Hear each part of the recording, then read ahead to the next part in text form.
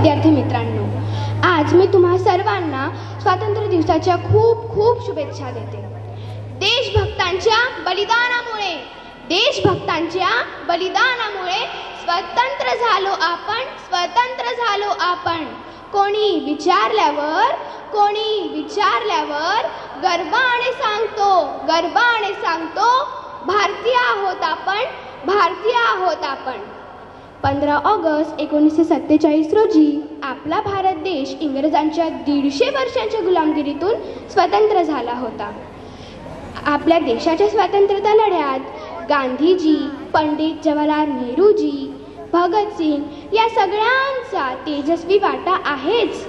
आपल्या महाराष्ट्रातील लोकमान्य टिळक व स्वातंत्र्यवीर सावरकर यांनी सुद्धा स्वातंत्र्य यज्ञकुंडात आहुती दिली होती.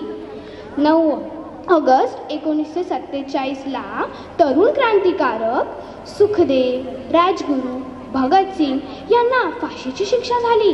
याचे पडसाद पूर्ण भारतभर पसरले. आपल्या चंद्रपूर जिल्ह्यातील चिमूर क्रांती हे सुद्धा इतिहासात खूप प्रसिद्ध आहे. आपल्या देशाच्या स्वातंत्र्य लढ्यात राणी लक्ष्मीबाई, अरुणा असफ अली, सरोजिनी नायडू, भगिनी निवेदिता यासारख्या थोर महिलांचा सुद्धा मोठा वाटा आहे. राणी लक्ष्मीबाईने मैं मेरी झांसी नहीं दूंगी असे ठणकावून सांगितले होते. स्वातंत्र्यानंतर आपला भारत देश शेती, विज्ञान, क्रीडा, शिक्षण अशा अनेक क्षेत्रात वेगाने प्रगती करत आहे.